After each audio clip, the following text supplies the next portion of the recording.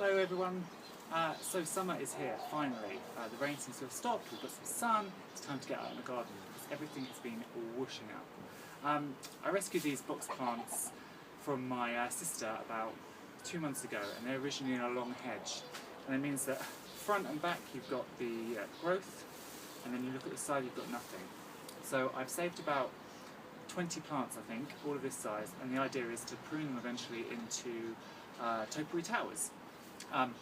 But I also want to take some cuttings. At the moment, it's cutting mad. If you're snipping back anything and you've got some softwood, then it's time to think about taking some cuttings, because you can get all these plants for free, and that's one of the best things that I love about gardening.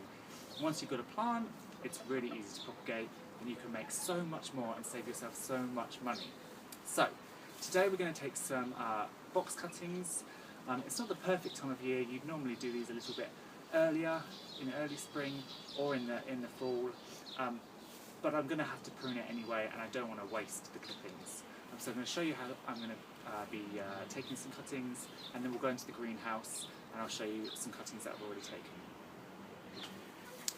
So box is one of those plants that once you've got a mature shrub, it can grow quite quickly, but actually your little tiny baby cuttings are going to take a long time to grow. You know, it's going to be probably 3 or 4 years before they're a decent size. So I've got big plans. When we move to Brunwood Farm, I want a lot of topiary, so I want to start the process now.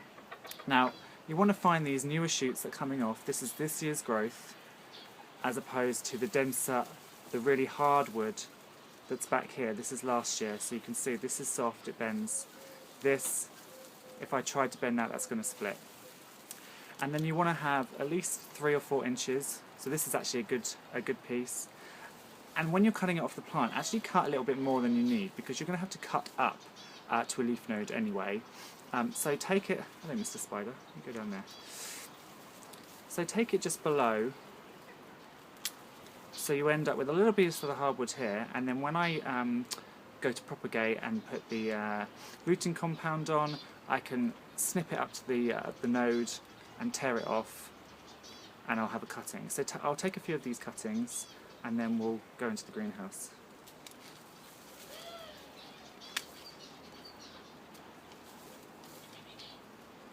So, right, it's very simple. I use a peat-free multi-purpose potting compost. You can do a sharp sand mixture. It's cheaper, but I find that peat-free works really well.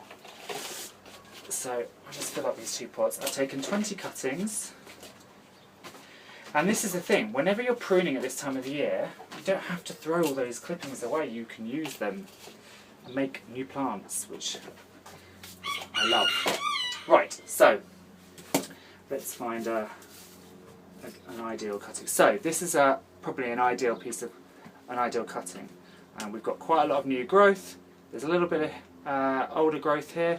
Now, if it was a hardwood, i.e. it was sort of a thick, unbreakable wood, you would snap this off and you'd have a little bit of a heel. I don't tend to do that when I have softwood cuttings. I tend to just draw a clean snip underneath a leaf node. So I'm going to take this bottom leaf off because we don't need it. I'm going to do the leaf node here. So here, where this shoot's coming out, I'm going to use this node here. So snip across. I'm also going to take this piece off because we don't need it, and then I will just take those leaves off like that. So this is your cutting.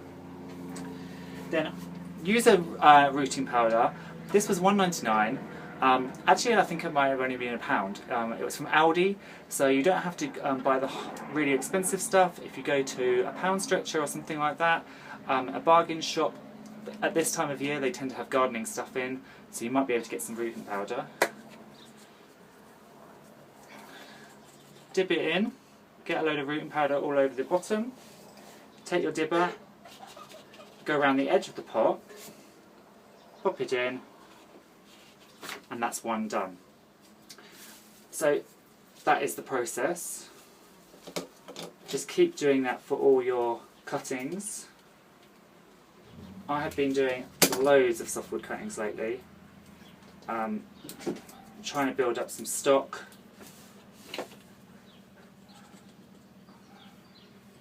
and I need a hell of a lot of plants to fill this new garden up with, and I just hate throwing things away. And in this weather, when everything's thriving so much, it just makes sense.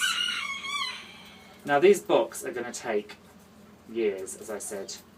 They will root, most of them root, but the growth will be slow and you won't have decent sized plants for several years, which is why I'm aiming to do about 20 plants a year, and then in 2 or 3 years I'll have quite a lot.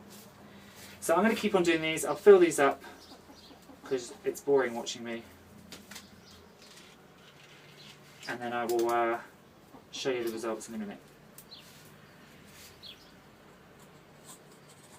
So, there we have it. I put 10 in each pot. It took me all of 2 or 3 minutes. Also realised, wearing my grandad slippers.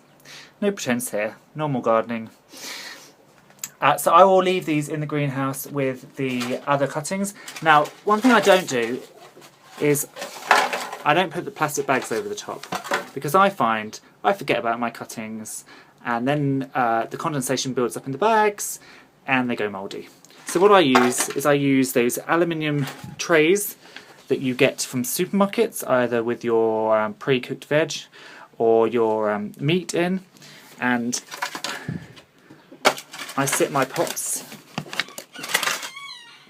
in those, and then I just keep water in there at all times, so I make sure it is always filled with water. And I seem to get much better success with that. So I'll just water these. And then they'll get left in here, along with loads of other stuff. I've got some pyracantha that I did there yesterday. I've got some spirea, some euonymus. I've got some verbena over here. Actually, these are chocolate cosmos, and they've just started to take. You can see there's some root coming out. So I'll give you an update, and hopefully these will take. So if you want to see how these cuttings do and how the rest of the garden's doing and how all the rest of these many cuttings are doing, hit the subscribe button, and I'll see you hopefully later in June when it's not so windy and wet. And we'll just say hello to this chicken as well. Hello mate. Alright, so bye for now.